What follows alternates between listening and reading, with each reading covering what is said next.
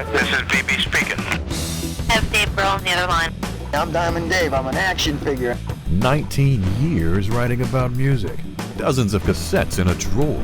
Get ready for conversations that time very nearly forgot. Dave's Old Interview Tapes. Hi, I'm Indianapolis Star reporter Dave Lindquist, and welcome to Dave's Old Interview Tapes, a podcast that digs up musical conversations from an era when your cell phone wasn't smart and being on MySpace wasn't dumb. Today's episode revisits a 2001 conversation with The Edge, the celebrated guitarist in U2. We'll hear The Edge talk about a famous prank the band played in Indianapolis. We had like some wigs and some other clothes that we'd been carrying around, I don't know why. Hear him marvel at the magic of Motown. A lot of quite sophisticated musical brains got involved in what some would have thought was a very throwaway, trivial form at that point. And hear him recommend starting shows with the house lights on. It like draws everyone in, and it kind of eliminates the sort of distance, I suppose, between the band and the audience. Our in-studio guest for this episode of Dave's Old Interview Tapes is Laura Duncan, music director and on-air personality for radio station WTTS-FM 92.3. Laura, how are you? Hi, Dave. Thanks so much for having me. How you doing? I'm great. I'm excited to have you here to talk about The Edge. People sometimes say that I have a cool job, but you have a great job. That is not lost on me. With the people I've had a chance to talk to and the shows I've seen and the experiences, I could never have imagined that I would be here. And I'm sure you're the same way when you interview someone like The Edge. Yes. Go back to your 12-year-old self. Right. 13, 14. You didn't ever think that, but we do have great jobs. And your job has allowed some personal access and interaction with the members of U2. Yes. Can you tell us about that? Yeah, I've actually met the entire band a couple of times, had drinks with Bono. That's a funny story for maybe some other time because it's pretty long. They try to do whatever they can for fans and for people that play their music, and they're very appreciative. So I've had this opportunity, I think once in 2007 and again 2015, a chance to even talk to The Edge, who is my favorite. Now, on your social media pages, does it say in your bio, had drinks with Bono? No. I actually went to Chicago to see a show, and I was not feeling that great, so went to the doctor beforehand, and when I was sitting having drinks with Bono, we had the same type of drink, and I was right next to him. I sent you that picture yesterday. And he accidentally picked up my drink. And he started drinking my drink. On the way home from Chicago, the doctor called and said, I think you have mono. And I said, if Bono drank out of my glass and I have mono, do I need to tell him? So it was a big thing, but it was... Visions of grinding a multi-million-dollar tour to a halt. Bono gets mono. Yeah. Tour canceled. Yeah, wow. It was in my head. Now, actually, now that I think about it, sometime in the past 19 years, Bono came to Indianapolis to do a kind of a humanitarian philanthropic tour called DATA. Do you remember that? I don't. It was, the letters stand for Debt, AIDS, Trade, Africa. They wanted to forgive the debt, better AIDS prevention and care, free trade in the continent of Africa. And he came to the editorial board of the Indianapolis Star, and his guests were Chris Tucker, the actor, and a lovely woman from Africa, and they spoke to our editorial board. And were you a part of that meeting? I was allowed to sit in the meeting. I was advised not to ask questions. No, how do you do that? I mean, that's what you do. Yeah, and then that night he took the tour and had a public event at the Madam Walker Theater. And that night, Dario Franchitti and his then wife, Ashley Judd, were part of the day, so I remember that. We get to carry each other, whoa. The plan was for season 2 of Dave's Old Interview Tapes. The plan was to have The Edge be our premiere episode. Mm-hmm. And then I didn't see it coming, but the Joshua Tree 30th anniversary tour right. added an Indianapolis date, And so the band's going to be here on September 10th, and I thought the whole purpose of Dave's Old Interview Tapes is to recycle and repurpose these conversations, but we can be super timely with this one. Mm-hmm. And for listeners who have listened to the podcast, our theme song has isolated clips from these interviews. Mm-hmm. You never know what you're going to get when you start rolling the tape. And I was fortunate that if you listen to the theme, you hear a publicist telling me that Dave Grohl is on the other line, and B.B. King greets me himself. Yes. And David Lee Roth, hard to believe, refers to himself in third person. So that was that really was is fun. that hard to believe? Yeah. So that's this year's theme song this season, and hopefully we'll come back in January with season 2. And I was listening to this Edge conversation, and here was a good one. He introduced himself to me on the phone, and I just want to play that because it won't be on any theme. Yes. But the other thing is, he solves the question of how do you address or refer to the Edge. Hi, is that David? Yeah. Hi, it's Edge. It's Edge. It's Edge. And I think when everyone refers to him, they refer to him as the Edge. As a matter of fact, when I saw the band in 2015 at a sound check, Bono referred to him as the Edge. When you have the Edge, you don't need anything else. So, but you get the answer from the person that you're addressing. Yes. So it is Edge. Yeah. It was always interesting, the whole mythology of the band, like Bono Vox. He dropped the Vox at some point. Mm-hmm. But I remember being a kid, I'm like, what's that? And you look it up and it's like, oh, that's Latin for good voice?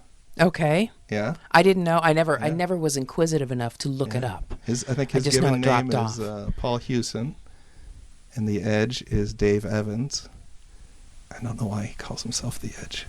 You know, why have we not asked that question? I could have asked, you could have asked the question, and I've not heard it in interviews. Why are you called the Edge? I don't know. One of the fun things that I think I've learned as time has gone on is the way the guys in the band talk about Larry's importance in forming the band. Yes, absolutely. And the man is humble and just hangs back and watches and is a part of the magic, but basically it appears as though he's watching the magic. Or that he's a part of it. He's a huge part of it. But you know, it's if you think about it, how many bands have the members from when they started? How many bands it's so special. still exist? Yeah, the longevity. Yes. Continuous, unbroken 4 members is virtually unprecedented. I think ZZ Top may have I was going to say ZZ. The crown. Yeah. But they only had 3 guys. 3. Easier with 3. I think it's much easier with 3. This interview happened in spring of 2001. The band was coming to play probably Conseco Fieldhouse at the time, now known as Bankers Life Fieldhouse. And the show was on Bono's birthday. I remember that. Jeez, your mind. And I forget most everything. I was talking to the Edge about seeing some photographs from earlier in the tour, and I noticed that he was wearing shirts that had numbers on them, like really nondescript, vague, sportsy jerseys. And he told me a little bit about that. And when I was talking to him, he dove a little bit into the origin of the band's name. We always liked the name U2 because it was devoid of any really strong reference point. It was like it could mean whatever people wanted it to mean, and you know, I always hated clever names. I always hated names that kind of sounded like they were kind of laden with significance. You know, and I like open-ended. I mean, when you think about it, the Beatles, you know, what a really awful pun. I mean, no one thinks about it these days. There you have it. The Edge. So true. Throwing a little shade. So true, though. At the greatest band of all time.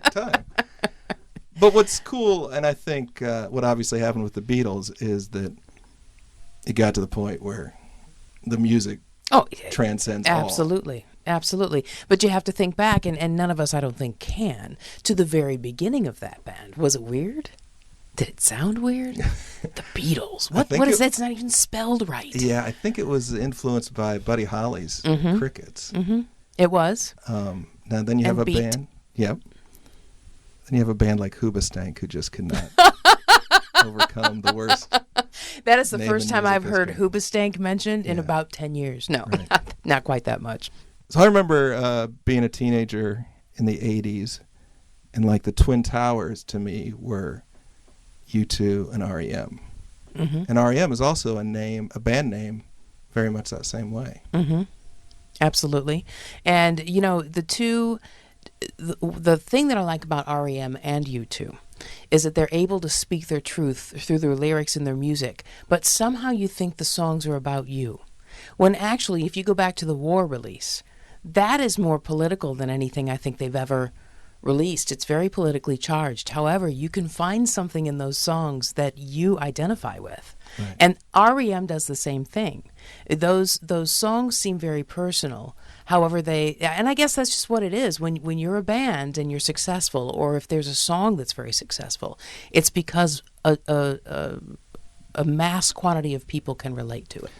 And that's what they do so well, while still getting their point across. I've always thought that that's a great trick of writing or artistry, and it's kind of a gamble, and you need to take the leap. But the more personal and the finer details that you can put into your work, you'll find that it becomes more universal. Yes. It seems like that shouldn't be the way the formula works, but I think it does. It does. It does. And I think that there are select people that do it very well. Under a blood-red sky. The excitement surrounding the 30th anniversary of the Joshua Tree album and tour has a great Indianapolis connection. I did not live in Indianapolis in 1987. Actually, I was a freshman at Eastern Illinois University, and the band was coming to play Assembly Hall on the campus of the University of Illinois in Champaign. And I remember distinctly having the chance to buy 2 10th row tickets for $70 each. Wow, that was a lot of money. There was no way I was pulling the trigger on that. That was a lot of money. So I did not see that date, I can assure you. But in Indianapolis, they played the Dome. Were you at that show? I was a student at Indiana University, so my seeking of tickets was a little different than yours. I was not seeking 10th row. I wanted to be there. So the tickets that were actually purchased were those that were the very, very top. They were very small people on stage, but I just at the time wanted to be a part of the experience because I'd never seen U2, and I was a fan of U2. And so that's how it happened. And I was there, and I remember the opener. I asked the Edge about this, and he played along with my naive question. You're going to be in Indianapolis on May 10th, and that's your first show in Indianapolis since 1987. Wow. And the Dalton Brothers made 3 appearances on the Joshua Tree tour, and Indy was the first. I hear that was a pretty hot band. Whatever happened to those guys? Well, they were a bit disappointed with the facilities that were offered backstage. Apparently, we didn't get their rider right, and so they refused to tour with us in the future. But they're a little temperamental. To see it was amazing. It was a country band. It was a country band. And from the top, the very last row, Right. all I heard was country music. Around me, there were boos. Wow. Boos from people. I don't know if it filled up the entire, place, but all around me, people were going, "What is going on? This does not match. Why are these people Right. here?" And having a chance to talk to Edge about that, actually saying I was there, what happened? I think that you got the story of exactly what happened that night. Yeah, so the bill included Los Lobos Yeah. as a supporting act, and they had some travel issues. So the members of U2 had some costuming devices, accessories, and they went on and played it was a very short set, maybe 2 or 3 country songs. So Edge then told me the real behind-the-scenes story.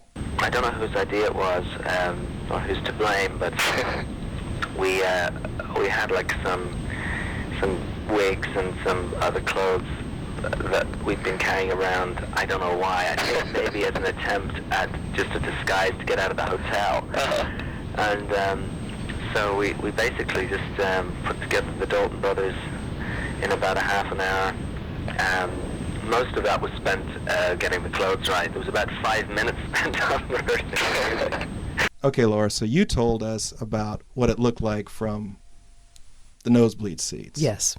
This is what The Edge said it looked like from on stage. And I seem to remember we were greeted with a kind of abject indifference. Yeah, they didn't get it at all. It was like only about the first like 2 rows of people actually realized what was going on. Everyone else was like busy getting popcorn and programs and all. It was very funny. Abject indifference. You know, that's the difference between where he was and I was. I heard the boos. He thought people just didn't care and left. Now, we're not going to go down out of our seats because that is a 10-mile hike back up. Right. And I said, how did it feel when I talked to Edge? I said, how did it feel to be booed? And he said, we were booed. So I said, maybe not, nice. Because I'm not going to say, oh yeah, you were booed, we were booing you, but yeah, it was quite an experience. When we found out what had actually happened, we knew that we had been a part of something special, and they continued to do that. I didn't know they did that past Indianapolis. They did it in Los Angeles and possibly on the East Coast. So we were really blessed. That is fun. That's just fun. And you know what? The band still has fun. They still do things they still do surprising things. They still want their fans. They want to meet them. They're after all these years and all the successes, they still are there, which is amazing to me. At the same time, a country band in that context wasn't that crazy because the Joshua Tree was so much a celebration of the United States and U2's yes, absolutely embracing of the United States, and Los Lobos very much a roots rock band. I think the Bodines were on a lot of those dates. I don't know if they were also I don't know. I did not get there, and if they opened, I don't know. I don't even know where my ticket is, which is sad to me. And I remember Bono would wear a cowboy hat and like a vest, and the Edge would wear like some kind of flat brimmed. But to me, it was you go back to those videos, and that's what you see too, the videos that they ran on MTV. But to me, I was so into rock. I mean, I had an appreciation for Johnny Cash and for Willie Nelson. I had an appreciation, but to me, it didn't match because. Right. Well, I didn't know the songs, first of all. I didn't know the band.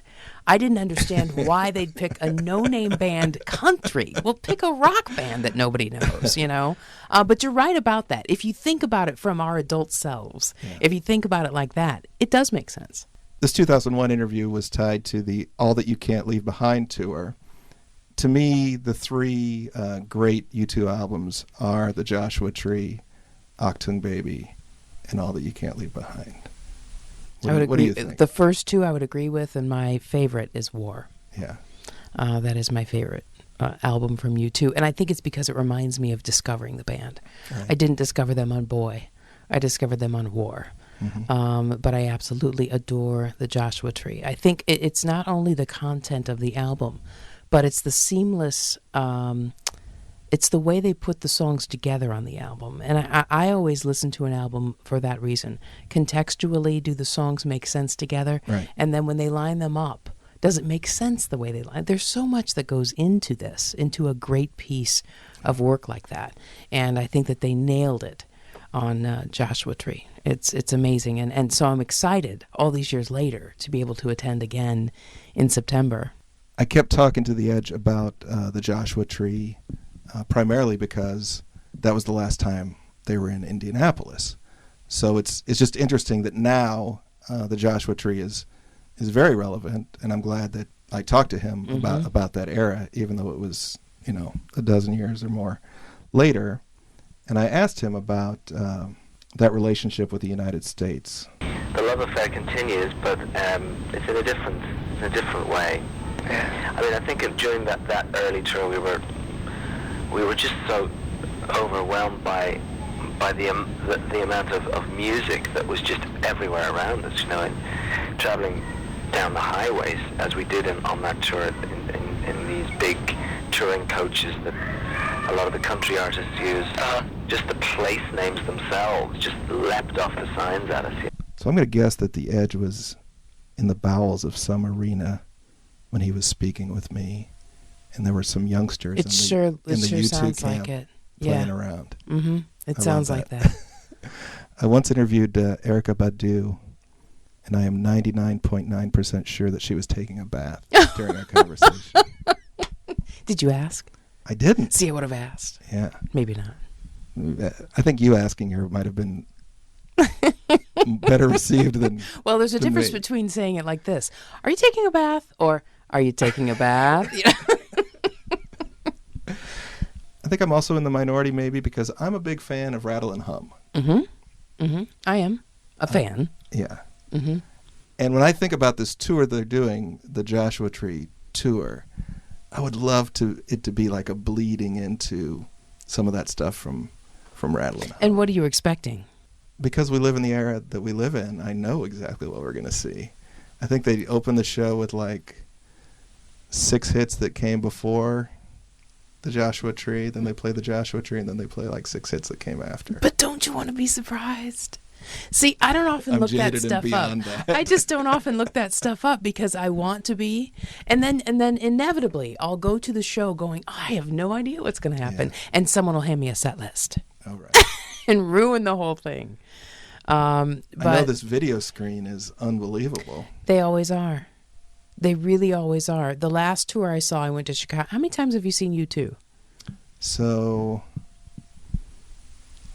3. That's a good amount. That's a good amount. My favorite show of all time was an Achtung Baby show that was before they went out to stadiums. It was an arena show Oh, nice. in Albany, New York.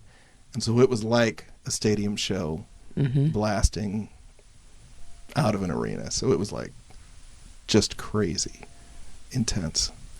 And then I saw one of the Zooropa Lemon Yes. dates at Soldier Field in Chicago. Eek. Yeah. Well, it's a great place, I guess, to see a show. I've not seen one at Soldier Field in Chicago.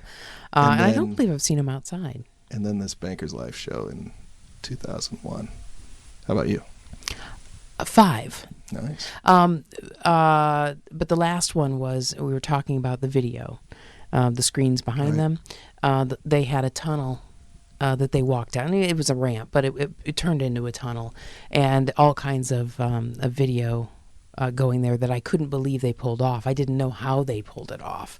And we were invited, there were 5 of us, just 5, invited to a private sound check at the United Center. Mm-hmm. And so they were practicing, and we got a glimpse of it, before the show, and I still couldn't figure out Was this how. Innocence and Experience?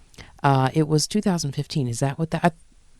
Yeah, it is. The catwalk Yeah, and the- absolutely. Yes. Yes. That was magic. It was. And it seemed like absolutely the was. actual stage at the end zone was pretty small. Yeah. Like all the action was on that catwalk. It was, because we stood on that stage at the end. And it was very small, and we had 7 people, 8 people, and we were still felt like we were in a tiny space, Had drinks with Bono, stood on the stage at the end of the YouTube show. And it's and I have pictures. We are there for sound check, and Bono is singing Elevation, which is one of my favorite songs. And they captured a picture of me behind him singing. You're not supposed to sing when he's singing, but it was the chance to talk to every single one of them in that setting and have access to them was really a wonderful thing. And that's what I mean when I talk about U2 still takes care of people. Yeah. That's what it's about.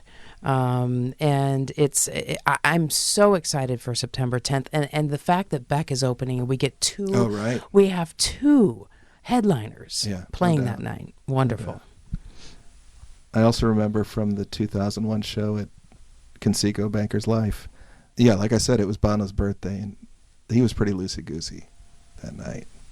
He was like, we have a photograph actually that Bob Shear made of him like splayed on the, I think that on that tour, wasn't it like a heart kind of catwalk? I did not. And there were attend. kids inside the walk and outside. And so Bob Scheer made this image of Bono kind of splayed on the catwalk, flirting with this photojournalist from the IDS. Oh, really? Yeah. From the IDS? Yes, yeah. Okay. Yeah. So we're getting...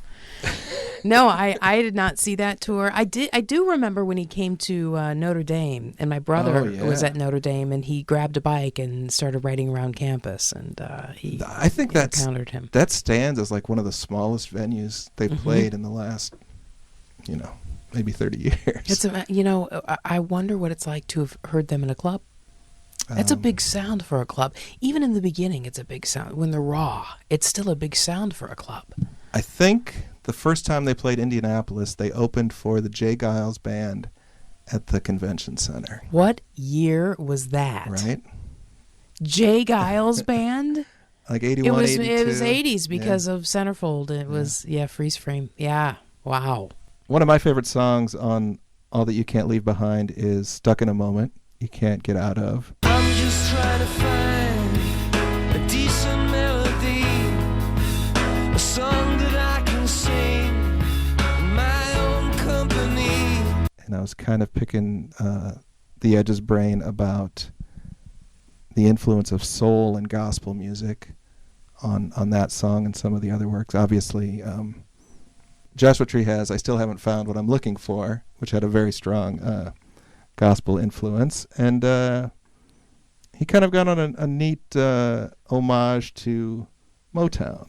A lot of quite sophisticated musical brains got involved in what some would have thought was a very throwaway, trivial form at that point. And I think whilst rock and roll and soul and pop is often it has to be simple, it can also be quite sophisticated, and I think that music was.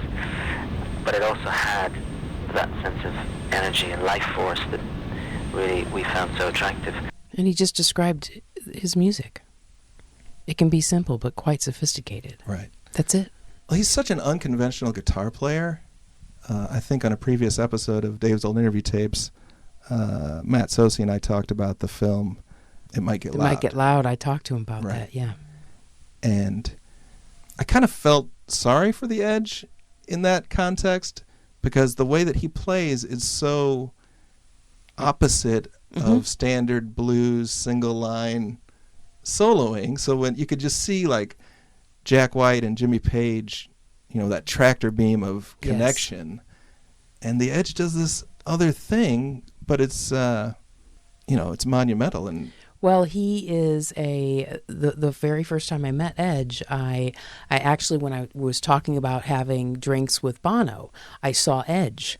Now, my knee is touching Bono's, and he's telling a story, but I got to get out of there. I got to get across the room to meet Edge. So I excused myself, and everyone's appalled that I excused myself. And I wanted to talk to him, so I went over, and it was This Might Get Loud just came out. Okay. And I said, oh, my God, I'm a fan, but I really want to know, what was that like? And my friend who works at a radio station in Chicago was behind Edge going, don't ask another guitar player about other guitar players. And I'm like, I have to. And he was giddy like a child, talking about, I was on stage and I turned to my right and I heard this amazing riff, and it was Jimmy Page. And I was sitting there just watching him. And it was, to me, watching This Might Get Loud was just an experience, because I'm very familiar with Jimmy Page. I mean, I used to have happy birthday parties when I was in college every January 9th. I mean, he's one of the people that I love the most. And Jack White, huge fan. So the three of them together was just something I couldn't get over, and watched it again and again. But you're right about that. It's not a standard. It's not. And I think, though, if you can pull off the sound that he's had and do it in your own way, in a non-conventional way, that's what makes him Edge. All right, we're going to update the resume one more time. Had drinks with Bono. Stood on the stage at the end of the U2 show and ditched Bono. I don't want to say ditched, but I really am I just had to talk to Edge. Oh, this is horrible. Sorry to bring up this show again, but this 2001 show. Yes. One of the most amazing things, and I've seen Bruce Springsteen do similar things. Springsteen will be in the middle of a show, and he'll turn the house lights up for like 3 or 4 songs in a row. This U2 show began with the house lights up. It's quite a move, but you know, it at the same time it kind of it's a great opener because it like draws everyone in. I mean, kind of eliminates the sort of distance, I suppose, between the band and the audience. And then when the show really sort of kicks in, I think it's like we've already got to know each other in a way. As Paula described it, you know, you have to really love somebody or feel very good about it to have sex with the lights on. Right? Not happening. No, but don't you think that there's an intimacy that's lost when the lights are on? I like it's you're ramping up. I mean, you're getting ready, and nobody can see what's going on, so they don't know if the band's coming out or not. And every once in a while, they'll start stomping or clapping, and then the band appears, and you see stage lights. But had to have the lights on. I don't know. I mean, nothing good happens in the light. That's funny. That's one of the favorite things of my job over the years is just to see changes in production and approaches to live music. And I still will forever be an advocate of concerts because it's the only time that artist and that audience are in that place and that happens. And that, you know, I have to thank you because you are the most observant concert attendee of anyone I've ever known in my entire life. And I understand that you have to be that way. Right. But when I listened to you before you had this employment, you were the same. And you're passing along, and what maybe we forget sometimes is, you're passing along the experience to people that didn't go or couldn't go for one reason or another. And that's so important because music is the connection to life. Yeah. And so thank you for doing that because, you know, every once in a while you need to think of how many people you're affecting with your work, and that's in a profound way. It's great. That's nice. And I'm always eager when I get an email from a reader who said, you know, you weren't at this show, and sometimes I don't go to shows. You have to live. But I always like to ask them, how was it? Mm-hmm. And to get their report. And I think that's a big part of journalism is a documenting of events that incrementally might not seem like a lot, but when you get the big picture, it's putting an album together. It's a sense of place. Oh, I like that. Yeah. This was a year when I asked people if they didn't have the job they had, if they weren't famous musicians, what job do you think you would like to do? Interesting. If you weren't at your position, Laura, what do you think you would be doing? I want to be a life coach. A life coach? How easy is that? Yeah. I spend time doing that for free for all of my friends. All right. So I figure, why not get paid for it? Yeah. No, but I really love, I love interacting with people. And that sounds so stupid and like I'm running for, you know, a pageant of some sort. But I really do, and it makes me happy when people are really enjoying themselves, and that's why I love what I do now. Yeah. I know that my family could never think of what it is that I would do. I was 16. My parents, they had 5 girls in my family and 1 boy. My father was very strict. So you would set your watch when you left because you had a curfew. Mm-hmm. And it was a night when I was at a party. I must have been 16, 17. And my friend came up and said, you got to get home. You're going to miss curfew. And I said, no, because a band just started and they tapped a keg. And I said, no, I think I'm going to stay. So I got home at 2 and my dad was waiting and he said, what is going on? Why are you so late? You have me worried sick. Now, this was before cell phones. And I said, if we're going to be honest, a band started and they tapped a keg and I just didn't want to go. And he sat me down and said, listen to me, Laura. No one's going to pay you to drink beer and listen to music your whole life. So you better figure out what it is you want to do. Guess what, Dad? Guess what? But I don't know. What would be your answer? I have to know now. It's not very glamorous. I just want to work in an archival library situation. That's great. That's tied into. I mean, you're making the things that other people would file. Yeah. You know, you're making this whole podcast is archival. Okay, I'll buy that. I love that. You're getting your next job ready to go. When they kick you out here, you know exactly what you're going to do. Let's not go down that road. So the Edge didn't want to answer the question. I got to agree with him. I'm like, you're in U2. What other job would you ever want? And so he gave me an answer, and I'll share with you.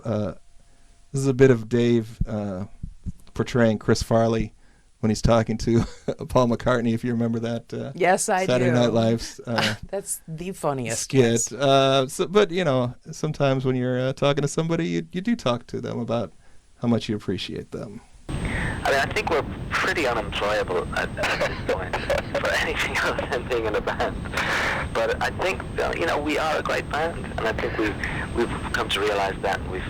We probably realized halfway through making the last record that in the end that's what we are, and that's what we will, you know, always rely on is the chemistry of the band playing together. And when you don't expect your band to last as long as you two have lasted. I mean, you can, but because they don't generally work after a certain period of time. You know, people just can't work with one another; they fall out. As it happens, we're just lucky, one of the luckiest bands around, that we're still going and it's still working out for us. So while that's happening, I'm very happy to stick with this, and you know, I'll be very sorry when it's over, as I'm sure, you know, nothing lasts forever. It will at some point, but while it's still going, I'm giving it my everything. Cool. Well, thanks a lot, Edge. Yeah, I mean, the four of you, it's an amazing story, and I know a lot of people are grateful that you haven't let them down.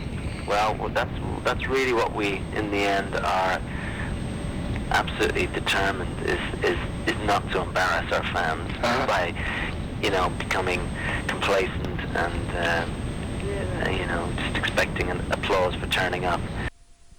And I'd say the clock's still running. They got a good 37, 38-year streak going. Absolutely, and hopefully they will be having grandchildren and great-grandchildren. And you know what? As long as they're doing what they do, and I'm looking forward to a new album coming soon, then let them do it. All right, listeners, thanks for tuning in. And you can see the band September 10th at, I almost called it the RCA Dome. That would be Lucas Oil Stadium in downtown Indianapolis. Laura, thanks so much. Thank you, Dave. This has been a treat. Great. I feel like I'm this much closer to personal contact with the members of U2. Well, I appreciate it. It's and you know, you're a landscape. You're part of the Indianapolis landscape. So thanks for what you do. We all appreciate it very much. That's very kind. Thanks, and tune in for the next episode of Dave's Old Interview Tapes.